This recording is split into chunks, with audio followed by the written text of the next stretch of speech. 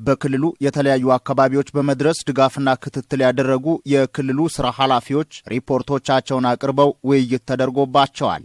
ዘመናዊ የገጠር መንደሮችን ለመመስረት ለመሶብ የአንድ ማዕከል አገልግሎት፣ በአንድ ወረዳ አንድ የመጠባበቂያ እህል ማከማቻ መጋዘን ለመገንባት፣ ለፋይዳ ብሔራዊ መታወቂያና ለሌሎችም ተግባራት የተያዙ እቅዶችና ያሉበትን ደረጃ በሚመለከት ዝርዝር ጉዳዮች በሪፖርት ቀርበዋል። የክልሉ ብልጽግና ፓርቲ ቅርንጫፍ ጽህፈት ቤት ኃላፊ አቶ ፍቅሪ አማን የተጀመሩ ስራዎችን ለማሳካት ወጥ አሰራርና አመለካከትን መፍጠር እንደሚገባ ተናግረዋል። አንዳንድ አካባቢዎች ላይ የሚገኙ የመንግስት መዋቅሮች በሁሉም ዘርፎች አበረታች ውጤት ማስመዝገባቸውን የተናገሩት አቶ ፍቅሬ ወደ ኋላ የቀሩትንም በመገምገም ማጠናከር እንደሚገባ አሳስበዋል። እንደ ዞን እንደ ክልል ያቀርናቸውን እቅዶች ከማሳካት አንጻር በጣም ጉራማይሌ ነው ያለው በየአካባቢው ማለት ነው። ወጥ የሆነ አረዳድ፣ ወጥ የሆነ አመለካከት፣ ወጥ የሆነ ኮሚትመንት፣ ወጥ የሆነ ተነሳሽነት ከዞን ጀምሮ ከክልል ጀምሮ እስከታች ድረስ ያለው አሁንም በሚፈልገው ደረጃ ሊንክ አልሆነ። አንዳንድ አደረጃጀቶች በእቅዳቸውም አካተው በውጤታማ ተግባራቸውም 100% አካባቢያቸውን ዕዳ ነፃ የማድረግ የሚወርድላቸውን እቅድ 100% የሚል ይሄም ደግሞ በአደረጃጀት ግን ቁጥራቸውን ብትወስድ ወይ 2 ናቸው ወይ 3 ናቸው ወይ 4 ናቸው።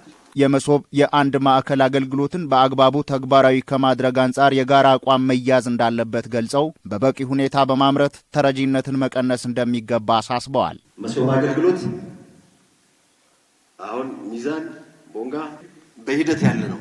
ዝም ብሎ ሂደት ሲባል በቃ መስራት እንዳለብን ኮሚኒኬት ተደርጓል። ቀደም ሲቀርብ ሰው ግንዛቤ ይዟል ነው እንጂ በትክክል ይሄን ስራ ማስፈጸም የምንችልበት እቅድ አዘጋጅተን ሀብት የምናገኝበትን አቅጣጫ አመላክተን ሞቢላይዝ አድርገን ቦታ አዘጋጅተን ወይም ህንፃ አዘጋጅተን የሚሄድ ጉዳይ አሁንም በፍጥነት እየተካሄደ ያለ ጉዳይ አይደለም። የጋራ አቋም ካልያዝንበት በስተቀር እጅግ በጣም አስቸጋሪ ነው ሊሆን የሚችለው። ተረጂነትን ጠራርገን መጨረስ አለብን። አሁን በቀደም ዳውሮ ላይ ወደ 15000 ምናምን ሰው ተመርቋል። ተረጂ የሚባል ስም ራሱ አይመጥንም። ሁሉም አመራሮች በመንግስት የተቀመጡ እቅዶችን ለማሳካት መረባረብ፣ ችግሮችን መቅረፍና ውጤታማ ተግባራትን ማከናወን እንዳለባቸው በአጽንኦት አመላክተዋል። ተግባራትን በተገቢ ሁኔታ አቀናጅተው አደራጅተው ከመምራት ጋር ያሉ ጉዳዮች ላይ በደንብ ትኩረት አድርገን ብንሄድ ጥሩ ነው። በተደራጀ መንገድ በየሳምንቱ አጠቃላይ ተግባሮቹን እየገመገም ሰው ጊዜ ይፈልጋል ማለት ነው።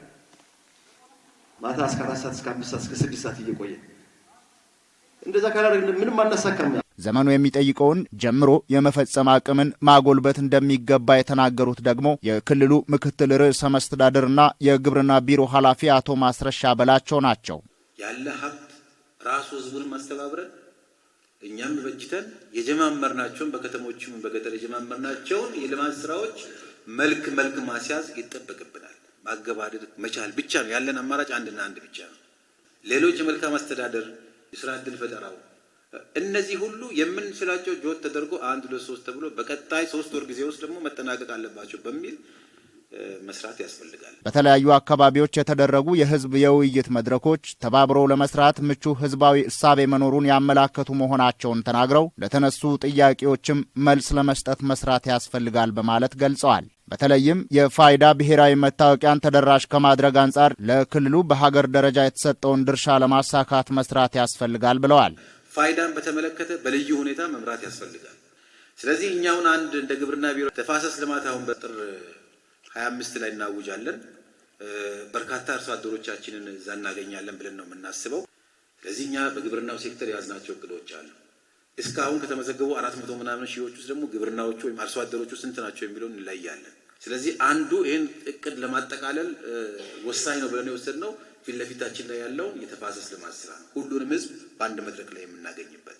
አስተያየታቸውን ከሰጡ የመድረኩ ተሳታፊዎች መካከል አንዳንዶቹ የተስተዋሉ ችግሮችን በመቅረፍ ለተሻለ ውጤት ለመስራት ስምምነት መፈጠሩን ጠቁመዋል። በግልጽ የሚመጡ አጀንዳዎችን ለይቶ ከመታገል አንጻር ያለመታገል እና ወደ ዞን ብቻ ሪፖርት የማድረግ መሰረታዊ ችግር እንዳለ ገምግመናል። ስለዚህ ይሄን ያረምንበት ሁኔታ አለ። በብልጽግና ፓርቲና በመንግስት የተቀመጠውን አንድ ዘመናዊ የገጠር መንደር በአንድ ወረዳ እቅድ ለማሳካት እንደሚሰሩም ተናግረዋል። የገጠር ሞዴል መንደርን በ2 ወረዳዎች ላይ እጅግ በተሻለ ደረጃ በተሻለ ስታንዳርድ ሊፈጸም በሚችል ደረጃ መስራት አለብን ብለን የተለያዩ ስልቶችን ዘርግተን እየሄድን ነው ያለነው። በክልሉ በተለያዩ መዋቅሮች አቅም ተግባራዊ ሊደረጉ የሚችሉ ተግባራትን በቁጭት እንደሚያከናውኑ ገልጸዋል። ለህዝቡ ቅሬታዎች ምላሽ ለመስጠትና የኑሮ ውድነትን ለመቀነስ እንደሚሰራ ነው የተናገሩት።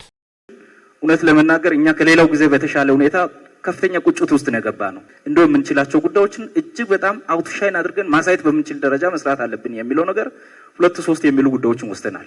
ከነዳጅ ጋር ተያይዞ በየመድረኮች በስፋት የተነሳው ነዳጅ ሌሎች ዋጋ ጭማሪዎችን እያመጣ ነው። በአመራር ስርዓት በደንብ እያዩ መሄድ ነው። ግን አቅርቦት ላይ ያለው ነገር እየተፈታ መሄድ አለበት።